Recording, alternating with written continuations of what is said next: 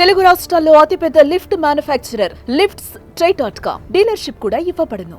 ఆమె గానం మధురామృతం. ఆమె గొంతు నుంచి జారిన గీతం నిత్యస్మరణీయం. 5 సంవత్సరాల వయసులోనే సింగర్గా కెరీర్ ప్రారంభించి వేల సంఖ్యలో పాటలు పాడారు. అందరూ మెచ్చిన సింగరే కాదు, బాలనటిగా, డబ్బింగ్ ఆర్టిస్టుగా అందరి మన్ననలు అందుకున్నారు. కానీ జీవితంలో ఆనందం మాత్రం లేదు. ఎన్నో ఆటుపోట్లు, కష్టాలు. ఎంత దృఢంగా ఉన్నా జీవితంలో నిలబడలేక ఆత్మహత్యాయత్నానికి కల్పన ప్రయత్నించడం ఆమె అభిమానులను కన్నీరు పెట్టిస్తోంది. 15 ఏళ్ల కిందటే చనిపోవాలనుకున్న ఆమె ఎలా బతికారు? ఇప్పుడు మళ్ళీ ఎందుకు చనిపోయే ప్రయత్నం చేశారు? కల్పన జీవితం ఎలా మొదలైంది? ఆమె బ్యాక్గ్రౌండ్ ఏంటి? ఈ వీడియోలో తెలుసుకుందాం.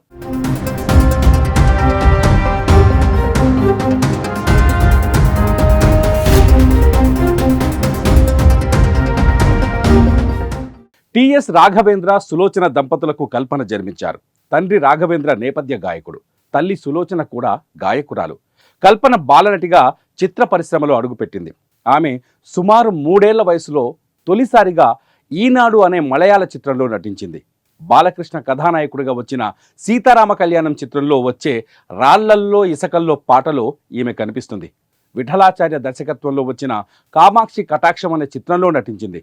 బాలనటిగా దక్షిణ భారతీయ భాషల్లో సుమారు 30 సినిమాల్లో నటించింది కల్పన.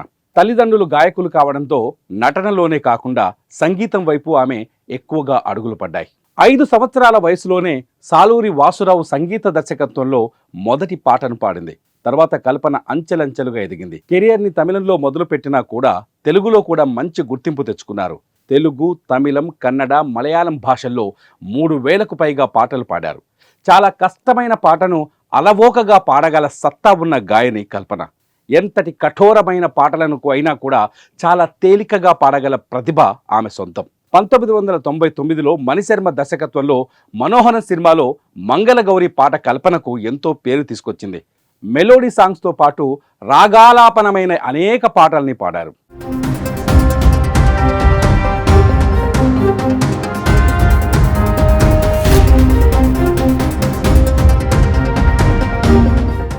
AR Rahman, Ilaiyaraaja, SP Balu, KV Mahadevan, Chithra వంటి ప్రముఖ గాయనీ గాయకులతో కలిసి అనేక పాటలు ఆలపించారు. ప్లేబ్యాక్ సింగర్గా కూడా నంది అవార్డు అందుకున్నారు. టెలివిజన్లో ప్రసారమయ్యే అనేక పాటల ప్రోగ్రామ్స్లో కల్పన భాగస్వామ్యం అయ్యారు. ముఖ్యంగా ఈటీవీ స్వరాభిషేకం ద్వారా తెలుగు ప్రజలకు ఆమె మరింత దగ్గరయ్యారు. మా టీవీలో ప్రసారమయ్యే బిగ్ బాస్ షోలో కూడా కల్పనకు మరింత పేరు తెచ్చిపెట్టింది. సింగర్గానే కాదు, డబ్బింగ్ ఆర్టిస్ట్గా కూడా కల్పనకు మంచి పేరుంది. ఓవైపు డబ్బింగ్ ఆర్టిస్ట్గా, మరోవైపు సింగర్గా రాణించారు. ఇవే కాకుండా మాస్టర్ ఆఫ్ కంప్యూటర్స్ అప్లికేషన్స్లో డిగ్రీ కూడా చేశారు కల్పన. వృత్తిపరంగా అంచెలంచెలుగా ఎదిగిన ఆమె వైవాహిక జీవితం మాత్రం ఇబ్బందులకు గురిచేసింది. 2010లో ఆమె భర్తతో విడాకులు తీసుకున్నారు. ఆ సమయంలో కల్పనకు 3 పిల్లలు. భర్తతో విడిపోయిన తర్వాత కుటుంబాన్ని పోషించుకోవడం కష్టంగా మారింది. పిల్లలను చదివించుకోలేక ఎన్నో ఆటుపోట్లు చూశారు. ఈ సమయంలోనే చనిపోవాలని అనుకున్నారు. కానీ సింగర్ చిత్ర సూచన మేరకు ఆమె నిర్ణయాన్ని వెనక్కి తీసుకున్నారు. చిత్ర సలహాతో పాటల పోటీలో పాల్గొని సత్తా చాటారు. ఆ పోటీలో గెలిచాక మానసికంగా దృఢపడ్డారు.